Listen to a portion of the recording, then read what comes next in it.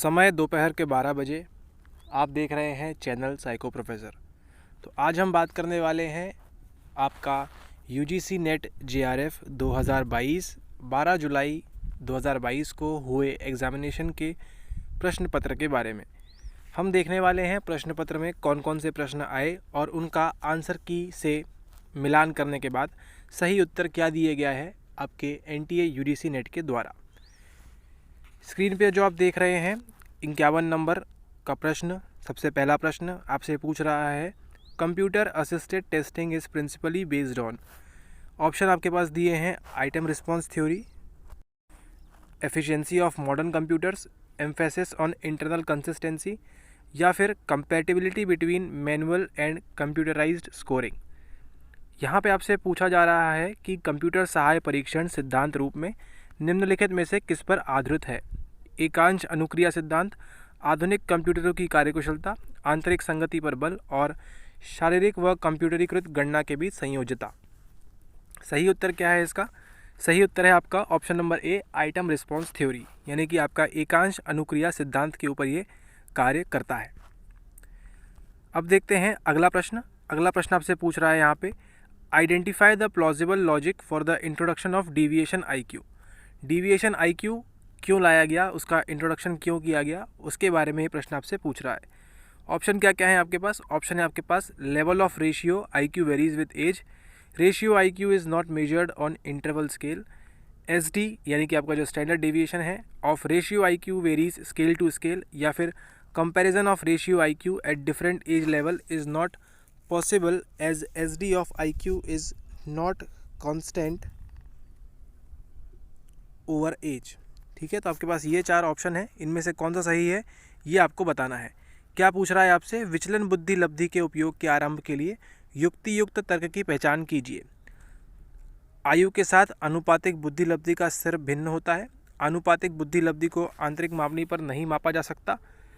बुद्धि लब्धि अनुपात का मानक विचलन भिन्न भिन्न मापनी के लिए अलग अलग होता है, मापा जाता है।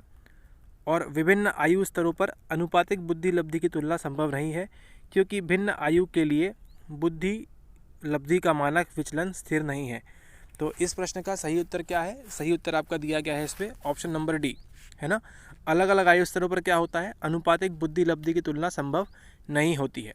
ठीक है, तो ये देखे अभी हमने 2 प्रश्न। अब चलते हैं अगले प्रश्न के ऊपर। अगला प्रश्न आपसे यहाँ पूछ रहा है eight which difficulty level pass proportion the item can make highest differentiation. कौन से लेवल पे जो आइटम है क्या बनाएगा, सबसे ज़्यादा डिफरेंशिएट करेगा? 0.35, 0.50, 0.75 या फिर 0.25। कठिनाई के निम्नलिखित में से किस स्तर यानी कि उत्तीर्ण समानुपात पर कोई एकांश उच्चतम विभेदन कर सकता है? 0.35, 0.50, 0.75 और 0.25। करेक्ट आंसर क्या है? करेक्ट आंसर है आपका ऑप्शन नंबर बी, 0.50। अगला प्रश्न आपसे यहाँ पूछ रहे हैं which components of psycho neuro immunological system, आपकी बायोसाइकोलॉजी आ गई, is not affected by glucocorticoids.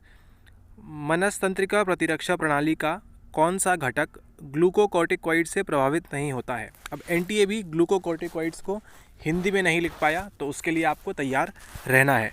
हर चीज़ आपको हिंदी में नहीं मिल सकेगी, ये आप इस चीज़ का ध्यान रखें। ऑप्शन दिया है posterior pituitary, T cell, B cell, hippocampal neurons. पार्श्विक पिट्यूटरी, तो अगर आपने पुरानी वीडियोस देखी हैं तो आपको मालूम है पिट्यूटरी कहाँ होती है, कहाँ स्थित है, उसके कौन कौन से पार्ट हैं, अग्र वाले, पार्श्विक वाले, है ना। तो क्या पूछ रहा है आपसे, इनमें से कौन सा घटक जो है ग्लूकोकॉर्टिकॉइड से प्रभावित नहीं होता है? पार्श्विक pituitary, T cell, B cell, hippocampal neuron. ठीक है, तो करेक्ट आंसर क्या है? करेक्ट आंसर है इसमें आपका option number A, posterior pituitary. ठीक है, उसका कोई लेना देना नहीं है आपके ग्लूकोकॉर्टिकॉइड से। ठीक है, कोई इफेक्ट नहीं पड़ता यहाँ पे, ऐसा प्रश्न आपसे यहाँ पे पूछ रहा है।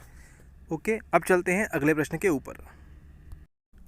अगला प्रश्न आपसे पूछा जा रहा है व्हेन एन एक्सपेरिमेंटर, जब कोई प्रयोजक है, wishes to ensure equal representation of a highly correlated variable with dependent variable at all levels of independent variable, he she should use which design। कौन से डिज़ाइन का इस्तेमाल करेगा वो क्या वो लैटिन स्क्वायर का इस्तेमाल करेगा, रिपीटेड मेजर का, रेंडमाइज ग्रुप या फिर रेंडमाइज ब्लॉक का। ठीक है, जब क्या करना है उसको इक्वल रिप्रेजेंटेशन करना है किसका, of a highly correlated variable with dependent variable at all levels of independent variable. इसी को देख लेते हैं हम हिंदी में भी। यहाँ ये आपसे पूछ रहा है कि जब कोई प्रयोगकर्ता अनाश्रित चर के सभी स्तरों पर अत्यधिक सहसंबंध चर और आश्रित चर के समान प्रतिनिधित्व को सुनिश्चित करना चाहता है